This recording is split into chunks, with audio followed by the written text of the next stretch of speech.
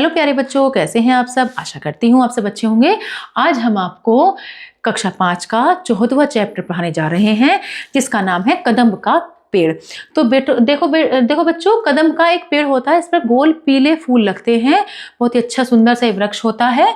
और इस पर एक बच्चा इस कदम्ब के पेड़ पर चढ़कर बांसुरी बजाना चाहता है और वो अपनी माँ से बातें करता है। तो देखते हैं क्या इच्छा है उसकी, उस बच्चे की, और उस इच्छा को कैसे बताता है वो अपनी माँ से।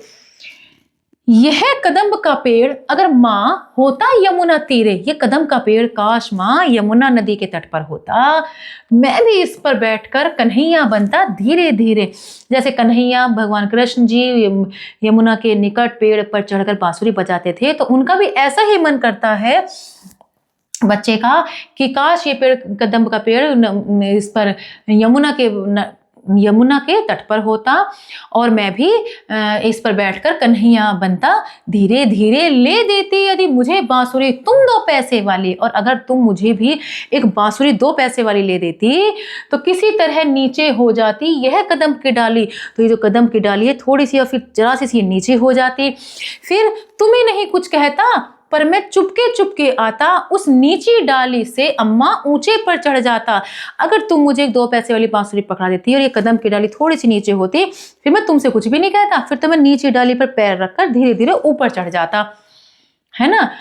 वहीं बैठ फिर बहुत मजे से मैं बांसुरी बजाता और बस फिर तो मैं ऊपर चढ़ जाता और फिर मजे से बांसुरी बजाता। अम्मा अम्मा कह बंसी के स्वर में तुम्हें बुलाता, फिर तो मैं तुम्हें ऊपर से अम्मा अम्मा कहता बांसुरी से के साथ।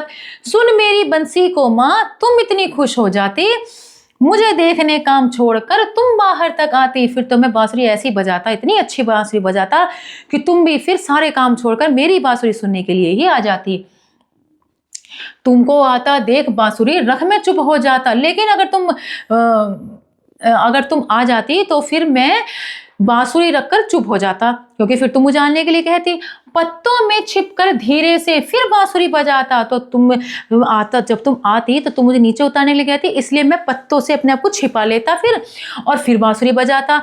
गुस्से में तुम मुझे डांटती, कहती नीचे आ जा, पर जब मैं नहीं उतरता तो हंसकर कहती मुन्ना राजा नीचे उतरो मेरे भैया तुम्हें मिठाई दूंगी, और फिर तुम मुझे तरह तरह से बहलाती, नए नए तुम मुझे चीज़ों के नाम बताती कि मैं तुम्हें ये दूंगी वो दूंगी, जैसे कि नए खिलौने दूंगी, माखन मिश्री दूध मलाई, यानी कि माखन से बनी चीज़ें, मिश्री और दूध मलाई ये सब मैं तुम्हें दूंगी, नीचे आ जा, ऐसे कह कहकर तुम मुझे नीचे बुलाने के लिए कहती।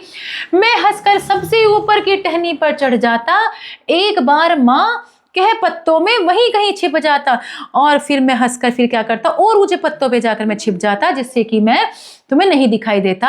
और एक बार माँ कहीं फिर से मैं वहीं पर माँ कहकर फिर मैं पत्तों में छिप जाता।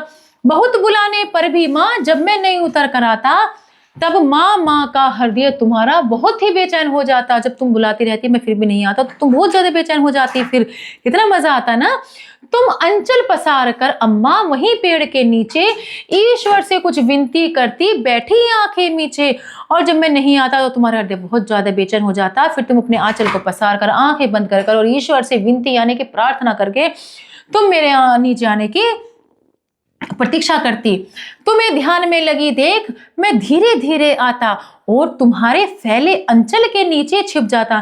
फिर जब मैं देखता कि तुम किस तरह से प्रार्थना कर रही हो भगवान से और अपना आंचल पसारे हुए, तो फिर मैं क्या करता, धीरे धीरे नीचे उतर कर आता और तुम्हारे आंचल में छिप जाता। काश ऐसा होता, तुम घबरा कर आंखें खोलती फिर भी खुश हो जाती, और फिर तुम घबरा घबरा कर आंखें खोलती, लेकिन फिर भी जैसे ही तुम जब अपने मुन्ने राजा को गोदी में जैसे ही तुम्हें दिख जाता मैं, तो तुम एकदम फिर भी खुश हो जाती, भले घबरा घबरा कर तुम आंखें खोलती। इसी तरह कुछ खेला करते हम तुम धीरे धीरे। माँ कदम्ब का पेड़ अगर यह होता यमुना तीरे, माँ काश कदम्ब का पेड़ यमुना नदी के पास होता, यमुना नदी के तट पर होता तो कितना अच्छा होता। तो ये कहानी सुभद्रा कुमारी चौहान, जो कि बहुत ही बड़ी कवित्री हैं, उन्होंने ये कहानी लिखी है, बहुत ही अच्छी कहानी है। आशा करती हूँ आपको ये कहानी अच्छे समझ में आई होगी। कविता मिलते हैं अगली कक्षा में। धन्यवाद।